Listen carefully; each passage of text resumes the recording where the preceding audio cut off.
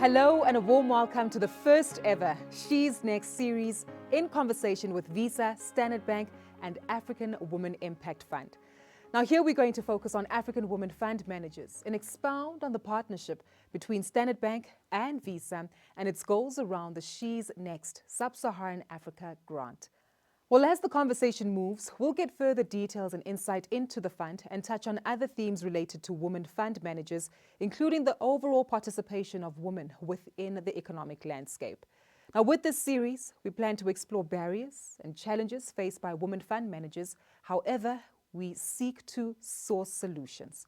And these are conversations that are driven for women entrepreneurs and led by women themselves. Speaking of women that lead, I am excited to introduce my panelists to you who are phenomenal leaders within the capacities that they serve. First up is Aida Diarra, Senior Vice President and Group Country Manager for Sub-Saharan Africa. Now, in this role, Aida oversees all of Visa's operations across Sub-Saharan Africa and cultivates relationships with Visa's clients and government authorities. We're also joined by Lindeka, Global Markets Head of Strategic Partnerships at Standard Bank. Lindeka is the project lead for the Standard Bank Group and MEDA Advisors. That's a collaboration to connect U.S. investors to make impactful capital deployment opportunities on the African continent. She's also the chairperson of the African Women Impact Fund Executive Committee.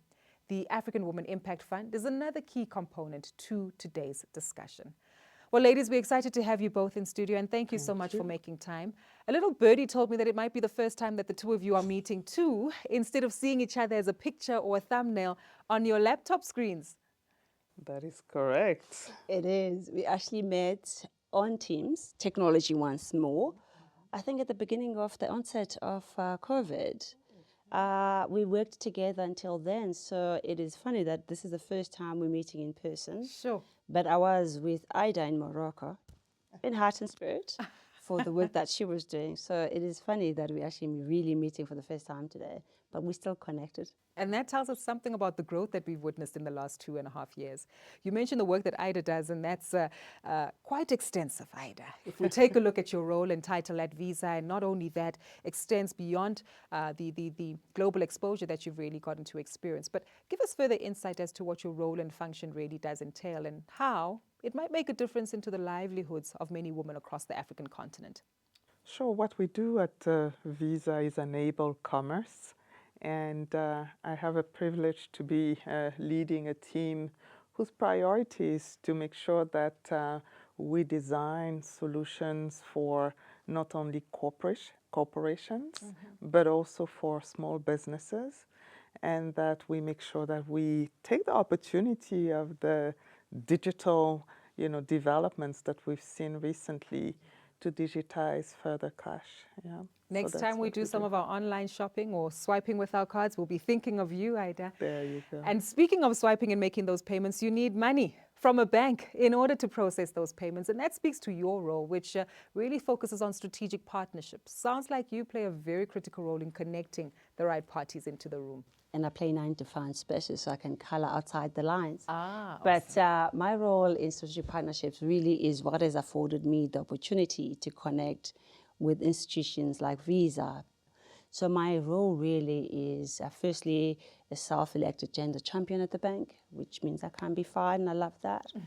It allows me to do the work that I'm passionate about, that really drives me, and fortunate to work with an institution that's aligned to my purpose in terms of championing and driving Africa's growth. In strategic partnerships, really I work across the globe, across the bank, working with the entire ecosystem in terms of your sovereigns, your DFIs and your investors. It's really to drive capital or deploy capital into where it is needed in investment opportunities where it will have a huge impact on the continent. Really sounds like the two of you have a front row seat to all the economic activity that takes place across the continent. And I highlight this because we're looking to focus on how best it is that we can accelerate the inclusion of women fund managers in sub-Saharan Africa. Now, this forms the basis of our conversation for this online video series.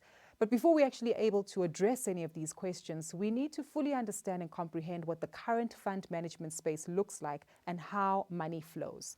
So before we get into our conversation, let's hear some insight from a leader who is an active fund manager herself with well over 2 decades of experience within the investment profession, to give us some insight into her journey, her challenges, and most importantly, how it is that collaborative efforts like this between Standard Bank and Visa have contributed to her growth and success of her business. My entrepreneurship journey in fund management actually began firstly in fund management. Just under 25 years ago, I decided that the investment industry was the one that I really wanted to build a career in, and started as a young analyst. And really over the last almost 25 years have then grown into a fund manager as well. My journey as a more formal entrepreneur began about 10 years ago when I started my firm, Perpetua Investment Managers. The barriers for me that I have experienced for women fund managers and to women fund managers is perhaps something that's not commonly reflected on, in that it's mainly that women are not expected to come into the role of fund management, and they're not expected to be in the industry. And as a result, there are quite a host of biases that will exist. Now, these could include, quite tangible barriers, for example, that women are perhaps perceived more risky as business owners. Largely, it's because, there's an expectation that at some point in their career, women will become mothers and therefore will not be as committed to their careers. And therefore, this often can be an inhibitor to why women don't progress into perhaps senior fund management roles, chief investment officer roles. So these are some of the quite critical barriers that I see that really go to the heart of how the industry has established itself in the first place. One of the most perhaps unspoken elements about women fund managers is that I have yet to meet a women fund manager that is looking for a special favor or a specific treatment. If anything, a program such as AWIF and the support that it's getting is really trying to do what all women fund managers want, which is to create a level playing field, particularly because the whole nature of the backdrop of the industry has been that for a whole host of historic reasons, the playing fields haven't been level. So I guess the reality is that I've yet to understand women fund managers to say that they believe they're better or better equipped at the role, but largely that they just want a fair chance.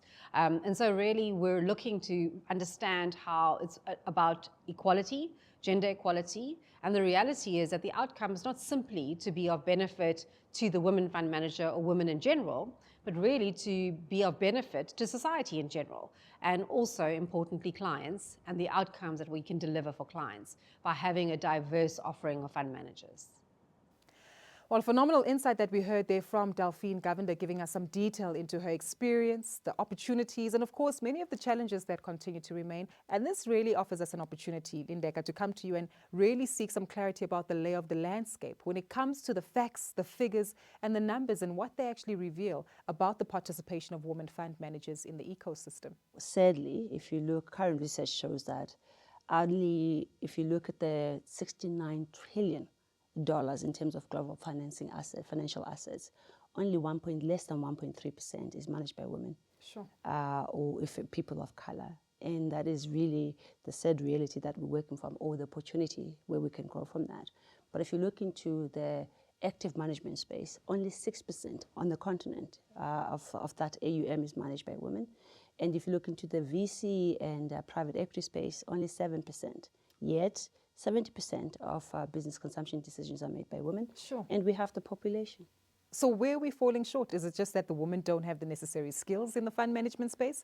It's not that we do not have the skills. You can see in terms of the performances, we can see in terms of academically, we've got all that, and we've worked in these institutions before.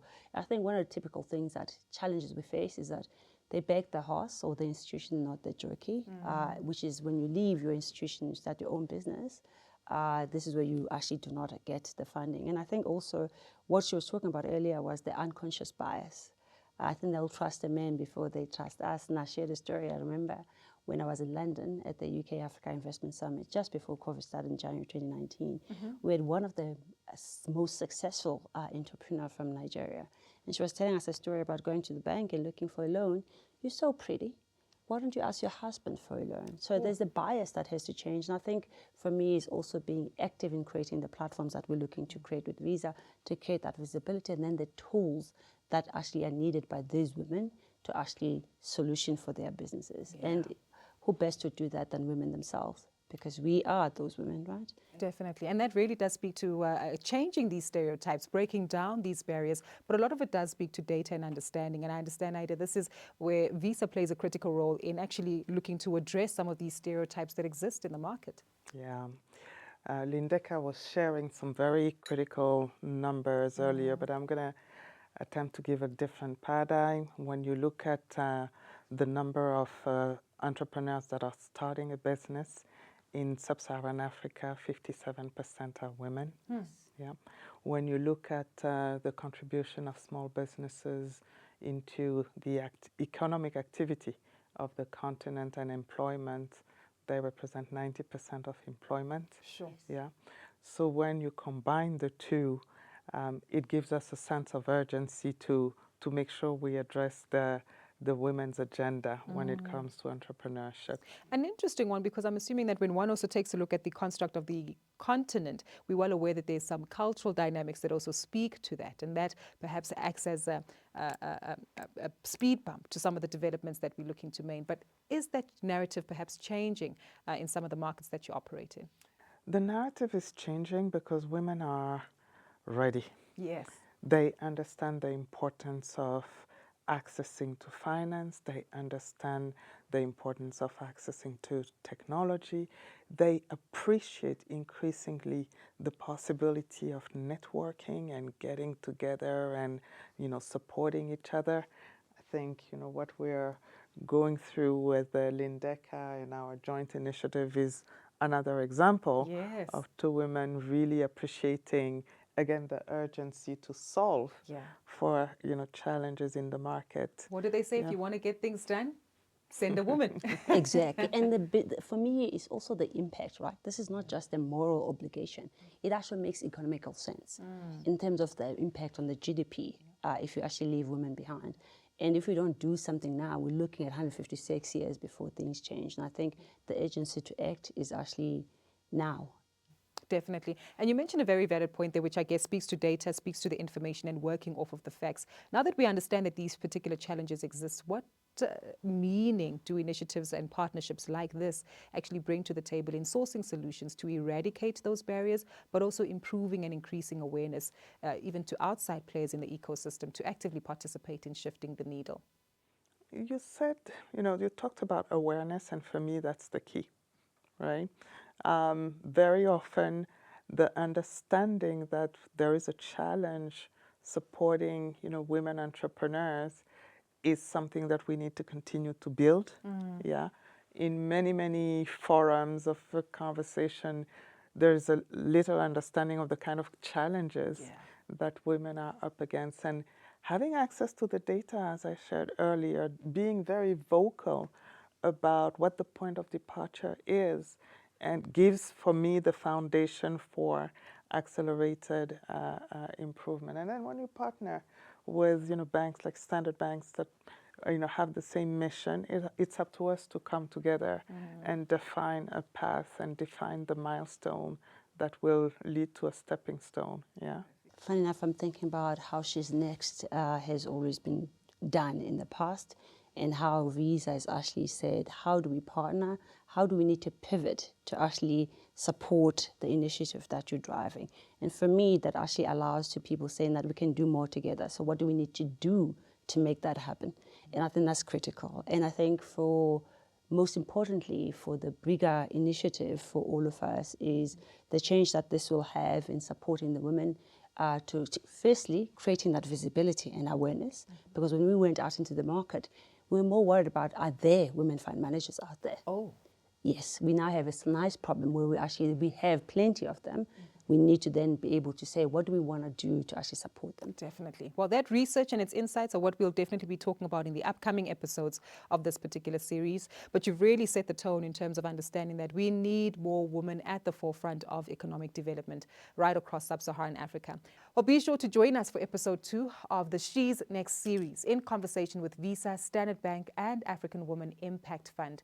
Now, we will be discussing some of the barriers that continue to face and plague women fund managers, but most importantly, ensuring that we offer you some clear and concise solutions. Until then, It's goodbye for now.